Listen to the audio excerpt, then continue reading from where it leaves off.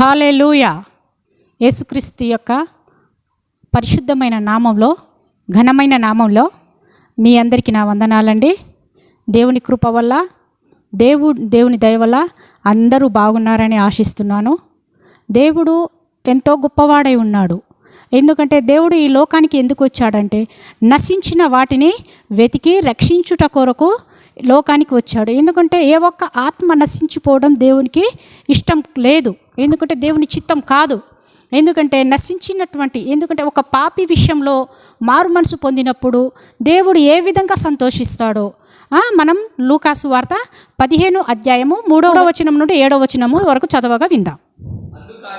అందుకాయన వారితో ఈ ఉపమానము చెప్పెను, మీలో ఏ మనుషుడికైనాను 100 గొర్రెలు కలిగి ఉండగా వాటిలో ఒకటి తప్పిపోయిన ఎడల అతడు 99టిని అడవిలో విడిచిపెట్టి తప్పిపోయినది దొరుకు వరకు దానికి వెతకగలరా?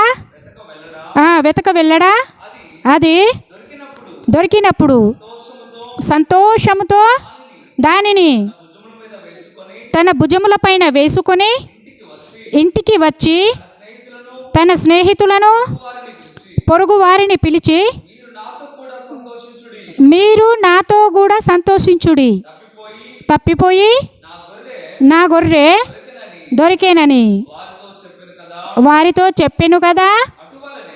అటువలే మారు మనసు అక్కరలేని 99 మంది నీతిమంతుల విషయమై కలుగు సంతోషము కంటే మారు మనసు పొందు ఒక పాపి విషయమై పరలోకమందు ఎక్కువ సంతోషము కలుగును.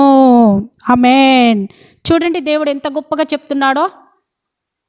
మనతో ఏం చెప్తున్నాడంటే దేవుడు 99 ఒక వ్యక్తికి 100 గొర్రెలు ఉన్నాయనుకోండి, అందులో నుంచి ఒక గొర్రె తప్పిపోయి 99 గొర్రెలు ఉన్నప్పటికీ ఆయనకు సంతోషం ఉండదు. ఎందుకంటే 99 మంది నీతిమంతుల నుండి కూడా ఆయనకు సంతోషం ఉండదు. కానీ దేవుడు ఎప్పుడు ఎక్కువ సంతోషిస్తాడంటే ఒక పాపి విషయమై ఒక పాపి మారు మనసు పొందినప్పుడు దేవుడు సంతోషముతో తన యొక్క దేవదూతల ఎదుట తీసుకుపోయి సంతోషముతో ఈ వ్యక్తి మారు మనసు పొంది ఉన్నాడనేసి సంతోషముతో చెప్తా ఉంటాడు. ఇప్పుడు ఒక పాపి ఏం చేస్తాడంటే, ఇప్పుడు 99 గొర్రెలు అంటే ఇప్పుడు ఈ జనంలో నుండి చాలామంది ఏం చేస్తారంటే, దేవుని నమ్ముకున్నటువంటి వాళ్ళలో కూడా ఏం చేస్తారంటే చాలామంది రక్షణ పొంది కూడా ఈ లోక ఆశలకు, ఇప్పుడు గొర్రె ఉరికిందంటే దానికి ఒక కారణం ఉండొచ్చు. ఇక్కడ ఉన్నటువంటి ఆహారము కంటే దానికి ఇంకా వేరే చోట ఇంకెక్కువగా ఆహ్లాదకరమైనటువంటి మేత కనిపించి ఉండొచ్చు. అందుకనేసి ఆ గొర్రె ఏం చేస్తుందంటే తప్పిపోతుంది. ఒకవేళ ఆ గొర్రె ఈ యొక్క వ్యక్తికి అంటే ఈ కాపరికి దొరకొద్దు అనుకుంటే ఆ గొర్రె నిశ్శబ్దంగా ఉంటుంది. ఆ గొర్రె ఏం చేస్తుంది? నిశ్శబ్దంగా ఉంటుంది.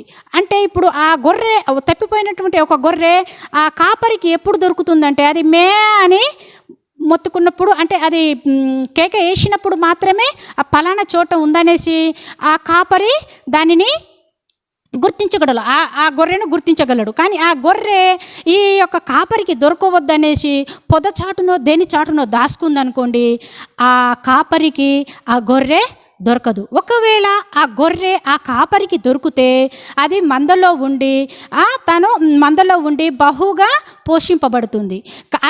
అది పొద వెనుక ఉంటే దాని ఏ తోడేలో దానికి మించినటువంటి ఏ క్రూరమైన జంతువో ఆ జంతువుకి అది బలైపోతుంది. అంటే లోకంలో ఉన్నటువంటి వ్యక్తి కూడా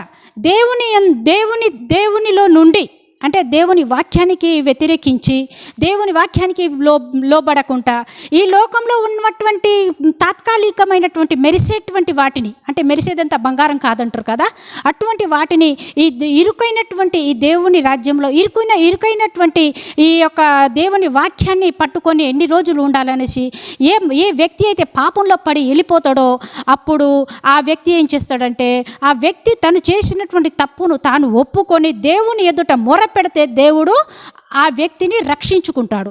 లేదు లేదు లేదు లేదు నేను దేవుడికి మొరపెట్టాను, నేను దేవుడికి ప్రార్థించాను అనేసి ఆ వ్యక్తి ఆ పాపంలోనే మునిగిపోతే సాతానుడు వాడిని మృంగివేస్తాడు. కాబట్టి దేవుడు మనల్ని రక్షించడానికి, ఒకవేళ ఆ తప్పిపోయినటువంటి గొర్రె నువ్వే కావచ్చేమో, ఒకవేళ ఈ వాక్యము దేవుడు నీ కోసమే మాట్లాడి ఉండొచ్చేమో, మీరు గుర్తించండి. ఎందుకంటే జ్ఞానము ఎటువంటి దాన్ని తెలివి ఎటువంటి దాన్ని ఎతుకుతుందంటే, జ్ఞానము ఎటువంటి వాటిని ఎతుకుతుందంటే మంచి వాటిని, శ్రేష్టమైనటువంటి వాటిని వెతుకుతుంది.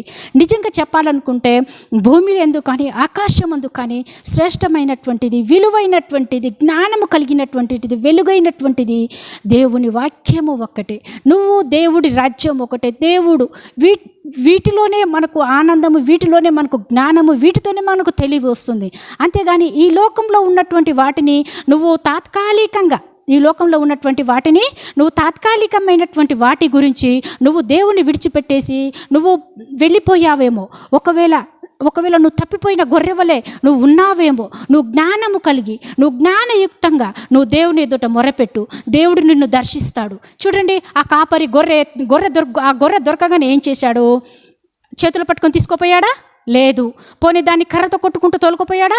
లేదు. భుజము పైన ఎత్తుకున్నాడు. ఎక్కడ ఎత్తుకున్నాడు? ఆ కాపరి భుజము పైన ఎత్తుకున్నాడు. అటువంటి దొరికినటువంటి గొర్రెని ఆ కాపరి భుజము పైన ఎత్తుకుంటే మనము ఈ లోకంలో ఉన్నటువంటి పాపాలను విడిచిపెట్టి మనము దేవుని ఎదుట ప్రార్థన చేసి ఆయన యందు మొర పెడితే దేవుడు మనలను తన కుడి పార్శ్వంలో కూర్చోపెట్టుకొని తన దేవదూతల ఎదుట మనలను బట్టి సంతోషిస్తూ ఎంతో గొప్పగా ఆనందిస్తాడు.